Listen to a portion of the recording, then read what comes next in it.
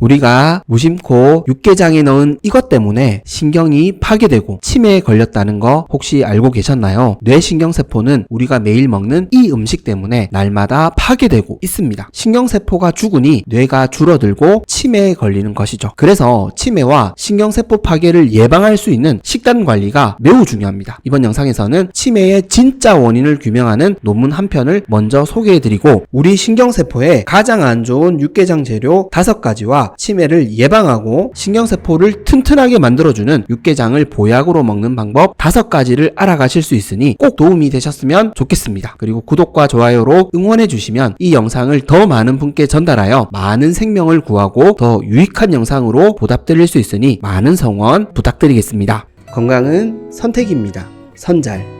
먼저 치매의 원인을 규명하는 논문 한 편을 살펴보도록 하겠습니다. 치매를 예방할 수 있는 매우 중요한 부분이니 집중해서 시청해주시면 감사하겠습니다. 제가 소개해드리는 논문의 제목은 달콤한 미토콘드리아 알츠하이머병의 지름길이라는 논문입니다. 포르투갈 코임브라 의과대학의 모레이라 교수님이 발표하신 논문입니다. 핵심 내용과 결론만 살펴보겠습니다. 이 논문은 치매의 발병 기전에서 당뇨병과 관련된 미토콘드리아의 결함의 역할에 대한 논의입니다. 쉽게 풀어서 설명드리자면 당뇨병으로 뇌세포의 에너지 대사를 처리하는 미토콘드리아에 결함이 생기면 치매가 발생하는데 얼마나 영향을 미치는지에 대한 논의입니다. 참고로 미토콘드리아는 세포의 에너지 공장입니다. 즉 당뇨병의 주된 원인인 인슐린 저항성이 치매의 직접적인 원인이 될 수 있냐는 것이죠. 이 논문에서는 여러 가지 실험을 통해 인슐린 저항성이 미토콘드리아의 결함 또는 기능 장애를 만들 수 있고 이러한 미토콘드리아의 결함이 알츠하이머병, 즉 치매와 같은 신경퇴행성 질환에 중요하고 초기적인 역할을 하는 것으로 판단하고 있습니다. 그렇습니다. 이 논문뿐만 아니라 인슐린 저항성이 치매의 원인이 된다는 것을 많은 연구 결과들이 보여주고 있습니다. 그래서 치매를 제3형 당뇨병이라고 부르는 분들도 있습니다. 물론 치매는 당뇨병에 걸리지 않더라도 올 수 있습니다. 치매에는 여러 가지 요인이 있다는 것이죠. 하지만 인슐린 저항성과 이로 인한 만성염증이 주요 원인이 된다는 것은 자명해 보입니다. 그래서 인슐린 저항성 증후군, 즉 대사증후군을 만병의 근원이라고 부르는 이유입니다. 그렇다면 인슐린 저항성은 도대체 왜 생기는 것일까요? 바로 고혈당입니다. 평균 혈당이 높으면 우리 췌장은 인슐린 호르몬을 많이 분비할 수밖에 없습니다. 인슐린 호르몬이 많이 분비되면 그만큼 우리는 포도당을 우리 몸에 많이 저장하게 되고 이 저장에 한계가 찾아오면 인슐린 호르몬을 거부할 수밖에 없습니다. 이 거부가 바로 인슐린 저항성입니다. 인슐린 저항성이 생기면 췌장은 더 많은 인슐린 호르몬을 분비할 수밖에 없습니다. 즉 악순환이 일어난다는 것이죠. 인슐린 저항성은 방치하게 되면 계속적으로 악화되는 질병입니다. 처음에는 그리 큰 문제처럼 보이지 않습니다. 처음에는 살이 찌죠. 그리고 혈압이 높아집니다. 그 다음이 당뇨입니다. 그 다음은 무엇일까요? 바로 치매입니다. 그래서 고혈당이 치매로 가는 문이 될 수 있습니다. 그래서 우리는 인슐린 저항성이 생기지 않도록 혈당 관리에 심혈을 기울여야 합니다. 혈당을 급격하게 올리는 식습관을 바꾸지 않으면 우리의 건강을 장담할 수 없습니다. 물론 치매는 하루아침에 걸리는 것이 아닙니다. 달달한 음식 한번 먹었다고 치매에 걸리는 것도 아닙니다. 그렇다고 이 하루를 방치하고 포기하게 된다면 쌓인다는 것이죠. 저항성이 쌓이면 문제가 터집니다. 그래서 우리는 인슐린 저항성 점수는 낮추고 건강 점수를 높여야 합니다. 그렇다면 어떤 육개장 재료들이 인슐린 저항성 점수를 높이는지 확인해 보도록 하겠습니다. 첫 번째로 피해야 할 재료는 설탕입니다. 우리가 육개장을 끓일 때 의외로 설탕을 많이 사용하고 있습니다. 감칠맛과 깔끔한 맛을 내기 위해 사용하죠. 물론 사용하시지 않는 경우도 많습니다. 문제는 사용하고 계시는 분들이 늘어나고 있다는 것이죠. 누가 국과 찌개에 설탕을 넣냐고 이야기하시는 분들도 많으신데요. 된장찌개에도 넣고 된장국에도 넣는 분들이 있습니다. 설탕이 들어가는 음식의 경계가 모호해지고 있습니다. 제가 계속 강조드리고 있는 치매에 가장 안 좋은 음식이 바로 설탕입니다. 설탕 한 스푼 넣는 게 크게 문제가 되지 않는다고 생각하시는 분들이 너무 많습니다. 제가 된장찌개 편, 김치찌개 편에서도 말씀드렸지만 눈에 보이는 설탕보다 보이지 않는 설탕까지 고려해 본다면 우리는 너무나 많은 설탕을 섭취하고 있다는 것이죠. 찌개에도 넣고 반찬에도 넣고 간식에도 넣고 설탕이 안 들어가는 음식이 거의 없을 정도입니다. 그래서 심각합니다. 우리가 정말 잘 절제해서 조금씩 가끔씩만 먹고 있다면 이렇게까지 각종 성인병과 치매 환자가 늘어나지는 않았을 것입니다. 한번 뒤돌아 보셨으면 좋겠습니다. 우리가 먹는 음식에 과연 설탕이 얼마나 들어가는지를 꼭 점검해 보셨으면 좋겠습니다. 설탕은 인슐린 저항성을 낮추는 음식이 아닙니다. 특히 백미, 밀가루 같은 정제된 탄수화물 음식을 많이 먹는 우리 식단에서 섭취하는 설탕은 인슐린 저항성을 극도로 높일 수 있는 최악의 식재료입니다. 그래서 치매 예방에 좋지 않습니다. 앞서 말씀드린 것처럼 인슐린 저항성이 높아지면 미토콘드리아에 문제가 생기게 되고 뇌에 필요한 포도당 공급이 어려워집니다. 뇌에 에너지가 부족하니 당연히 기억력도 안 좋아지고 인지 능력도 떨어져 가는 것이죠. 육개장까지 설탕을 넣어 드시면 안 됩니다. 그래야 치매를 예방할 수 있습니다. 두 번째로 피해야 할 재료는 맛술입니다. 특히 소고기나 다른 육고기가 들어가는 국과 찌개를 끓일 때 꼭 넣으시는 재료이죠. 바로 냄새를 잡아주고 풍미를 더해주기 때문입니다. 그런데 예전에도 말씀드렸듯이 이 맛술에는 치명적인 단점이 있습니다. 바로 과당, 설탕, 포도당 같은 당분이 많이 함유되어 있기 때문입니다. 물론 맛술뿐만 아니라 달달한 당분이 함유되어 있는 참치액 같은 요리액도 문제가 될 수 있습니다. 맛술에 들어가 있는 설탕이 대수롭지 않게 생각되실 수도 있습니다. 육개장에 조금만 넣기 때문이죠. 맞습니다. 이 정도 양 가지고 너무 예민하게 반응하는 거라고 생각하실 수도 있습니다. 그러나 이러한 단맛을 내는 조미유를 사용하신다는 것은 결국 단맛을 내는 식단을 유지하고 즐기신다는 뜻이 되게 됩니다. 즉 우리 식단을 설탕으로 가득 차게 만드는 환경을 포기하시기 어렵다는 것이죠. 참고로 맛술은 칼로리도 굉장히 높은 음식입니다. 그냥 넘어가실 수준이 아닙니다. 정제된 탄수화물은 결국 우리 몸에 고혈당을 부르고 고혈당이 인슐린 저항성으로 이어질 수밖에 없습니다. 가끔이 문제되는 게 아니라 이런 맛을 추구하고 유지하는 식습관이 결국 우리 몸을 포도당으로 가득 차게 만든다는 것을, 이 넘치는 고혈당이 결국 치매의 원흉이라는 것을 꼭 기억해 주셨으면 좋겠습니다. 당화혈색소라는 이야기를 아마 들어보셨을 겁니다. 우리 혈액이 얼마나 당화되어 있냐는 수치이죠. 즉 우리 몸이 얼마나 당으로 가득 차 있는지를 보여주는 수치입니다. 이 당화혈색소가 기준치를 넘어가면 당뇨병이라고 부르는 것이죠. 당화혈색소 수치가 높으면 치매를 피하기 어려워집니다. 당뇨에 걸리지 않더라도 치매를 부를 수 있습니다. 우리 몸에 당이 가득 차지 않도록 식단을 만들어 가시는 것이 치매 예방의 지름길입니다. 그래서 맛술 같은 조미유는 줄이시는 것이 좋습니다. 세 번째로 피해야 할 재료는 바로 오메가6 지방산 함량이 높은 식용유들입니다. 대표적으로 대두유, 옥수수유, 포도씨유, 해바라기유가 있습니다. 육개장을 끓일 때 의외로 식용유를 사용하시는 분들이 있습니다. 육개장에 들어가는 소고기나 채소를 볶기 위해서죠. 그리고 육개장은 기름이 많아야 맛있는 것도 사실입니다. 그렇다면 오메가6 함량이 높은 식용유는 왜 우리 몸에 안 좋을까요? 오메가6 지방산 성분을 과도하게 섭취하게 되면 우리 몸에 염증을 늘어나게 할 수 있기 때문이라고 제가 강조를 드렸었는데요. 오메가 지방산 불균형으로 인한 염증 유발도 문제이지만 이 염증이 오늘 주제로 삼고 있는 인슐린 저항성도 함께 악화시킬 수 있기 때문입니다. 염증도 늘어나고 인슐린 저항성도 악화되고 인슐린 저항성이 또 염증을 악화시키고 한마디로 최악의 악순환을 만드는 상황인 것이죠. 그래서 육개장을 끓일 때까지 이런 오메가6 함량이 높은 식용유를 사용한다면 당연히 치매 예방에 좋지 않습니다. 그래서 줄여야 합니다. 네 번째로 피해야 할 재료는 참기름입니다. 앞서 말씀드린 것처럼 우리가 오메가6 지방산을 과다 섭취하게 되면 필요 없는 염증을 늘리고 인슐린 저항성까지 함께 악화시킬 수 있다고 말씀드렸는데요. 참기름 역시 오메가6 지방산 성분 위주의 기름이기 때문에 너무 자주 많이 섭취하시는 것은 좋지 않습니다. 물론 가끔 먹는 참기름이 뭐 그리 문제가 되겠어라고 생각하실 수 있는데요. 맞습니다. 가끔이라면 왜 문제가 되겠습니까? 제가 말씀드린 것은 우리가 평소에 오메가6 지방산은 많이 섭취하고 오메가3 지방산은 적게 섭취하고 있기 때문입니다. 우리가 오메가 지방산 균형을 잘 맞추고 있다면 문제가 되지 않습니다. 잘 맞추고 있지 않기 때문에 문제가 된다는 것이죠. 오메가6 기름을 많이 섭취하시지 않는다고 생각하실 수 있는데요. 튀긴 음식, 전, 과자, 빵에도 오메가6 기름이 많이 사용되고 있습니다. 그리고 참기름도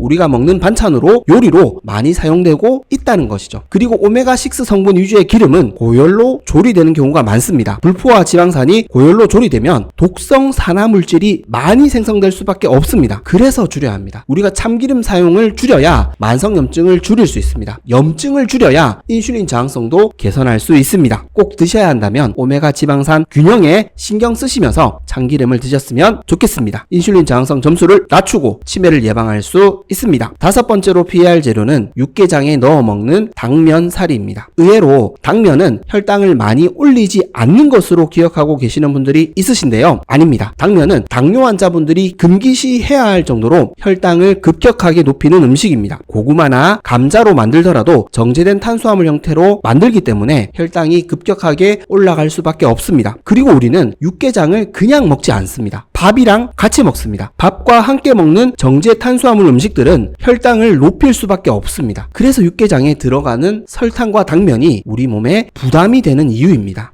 제가 말씀드리는 취지의 핵심은 육개장을 맛있게 먹지 말자는 것이 결코 아닙니다. 설탕을 아예 먹지 말자고 말씀드리는 것도 아닙니다. 어떻게 안 먹을 수가 있겠습니까? 우리가 육개장이라는 음식에까지 설탕을 넣어 먹고 있고 오메가6 기름을 사용하고 각종 밀가루 음식까지 많이 먹고 있으니 이제는 줄여보자는 것이죠. 달아진 우리 식단을 덜 달게 만들어 보자는 것이죠. 제가 최근에 깻잎전과 부추전에 대해서도 이야기해 드렸었는데요. 어떻게 이런 음식들을 아예 안 먹을 수가 있겠습니까? 먹을 수 있습니다. 대신 알고 먹어야 합니다. 우리가 정제된 탄수화물을 얼마나 많이 먹는지, 그래서 우리 혈당이 평소에 얼마나 높아져 있는지를 알아야 된다는 것이죠. 저는 이걸 말씀드리고 싶었습니다. 우리가 정제된 탄수화물을, 가공식품을 너무나 많이 먹고 있으니 줄이자는 것이죠. 이 의도를 꼭 기억해 주셨으면 좋겠습니다. 이제는 육개장을 조금 더 건강하게 행복하게 드셨으면 좋겠습니다. 치매와 멀어질 수 있습니다. 그렇다면 우리는 육개장을 어떻게 먹어야 할까요? 육개장을 보약으로 건강하게 먹는 방법에 대해